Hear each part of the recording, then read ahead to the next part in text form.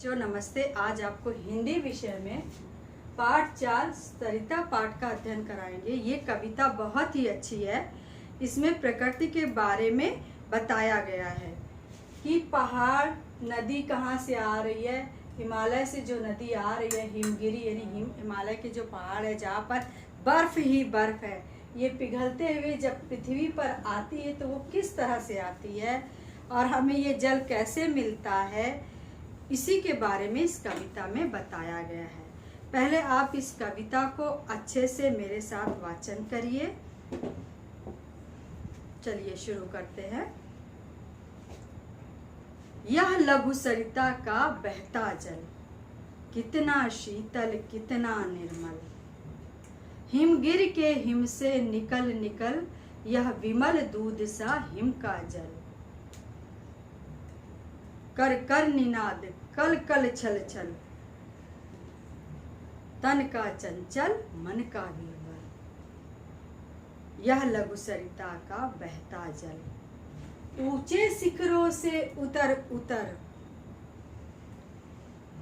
Him गिर गिर गिर के चट्टानों पर, कंकड़ कंकड़ पैदल चलकर, दिन भर रजनी भर जीवन भर, धोता वसुधा का अंतःस्थल।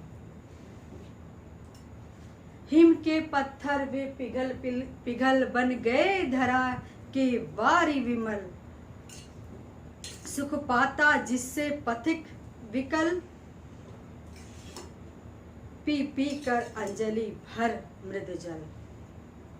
नित जल कर भी कितना शीतल, यह लघु सरिता का बहता जल।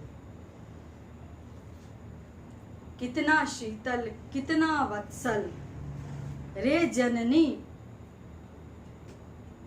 वह अंतःस्थल।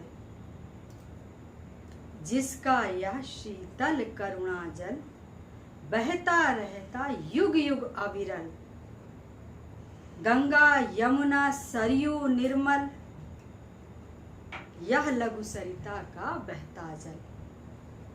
यानी इस पाठ में ये बताया गया है कि हिमालय से, इस बर्फ की चोटी से जो नदी आ रही है, वो रास्ते में कितने कष्ट सहते हुए, यानी पत्थरों से होते हुए और आ रही है। रास्ते में वो खुद जल रही है, यानी जो धूप है उससे जलते हुए, खुद जलते हुए कष्ट सहते हुए वो नदी आ रही है नीचे, कहाँ, जमीन पर, जो रास्ते में पथिक चल रहा है। हम ही लोग पथिक यानी जो राही है, चलने वाला, रास्ते पर चलने वाला जो राही है मनुष्य, वो पीकर अपनी प्यास बुझा रहा है। इतना शीतल इतना ठंडा है, इतना जल कर भी ये कितना शीतल है। शीतल माने ठंडा। ये जल कर भी ये पानी कितना ठंडा हमें, और कितना साफ और कितना स्वच्छ, बिल्कुल दूध की तरह ये पानी हमें, जल हमें इस नदी के द्वारा मिल रहा है। सोचो इस जल का हृदय, यानी इस कितना जो है शीतल कितना निर्मल, इसका हृदय कितना निर्मल होगा, कितना कोमल होगा। खुद जल रहा है, खुद जो है पत्थरों से होकर आ रहा है, और फिर भी जो है कितना ठंडा और कितना स्वच्छ साफ हमें जो है इस धरती पर ये नदी दिख रही है, ये जल हमें मिल रहा है।